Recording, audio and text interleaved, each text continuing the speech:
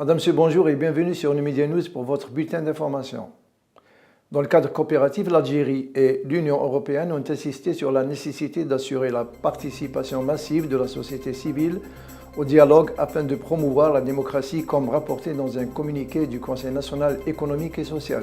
Au cours d'une rencontre avec le président de la mission européenne en Algérie, M. Merrick, le président de l'Association internationale des conseils économiques et sociaux, M. Mohamed Srel Babes, a souligné la nécessité impérieuse d'impliquer la société civile dans tous les dialogues, qu'ils soient civils ou sociaux, afin de renforcer la démocratie. L'ambassadeur de France, André Parent, a indiqué dans une conférence tenue au centre culturel d'Annaba que des mesures de facilitation d'obtention du visa pour les Algériens désireux de se rendre en territoire français verront le jour en janvier 2014. Les formalités seront simplifiées au maximum pour permettre une plus grande fluidité et afin d'éviter les tracasseries administratives. En coordination avec la brigade de la gendarmerie nationale de Ouargla, les éléments de l'ANP ont réussi lundi à saisir une quantité importante de kifs traités estimée à 250 kg dans le territoire de cette wilaya, selon un communiqué du ministère de la Défense. Le président syrien Bachar al-Assad a estimé lundi que les conditions pour le succès de la conférence de Genève 2, qui se tiendra à la fin du mois prochain pour résoudre la crise, ne sont pas réunies.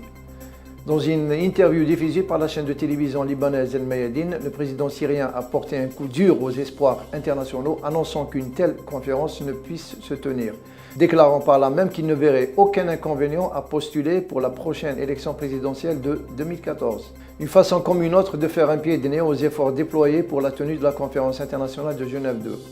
Le président du groupe socialiste au Parlement européen, M. Hannes Svoboda, a tenté de briser la glace entre les Européens et l'Iran lors d'une visite à Téhéran avec deux autres eurodéputés socialistes, a-t-il affirmé lundi à l'issue de son voyage. Le but de ce voyage était de briser la glace et d'élargir les relations entre l'Iran et l'Union européenne, actuellement concentrée sur le dossier nucléaire iranien, la question des droits de l'homme et le dossier syrien, a déclaré M. Svoboda avant de quitter Téhéran. Une autre délégation devant représenter officiellement le Parlement européen retournera à Téhéran en décembre.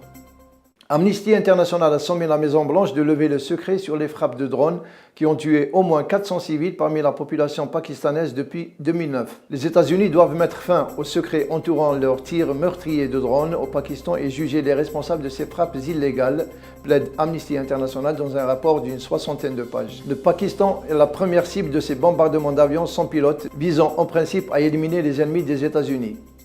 Voilà, nous arrivons au terme de notre bulletin. Merci de l'avoir suivi. Excellente journée à vous.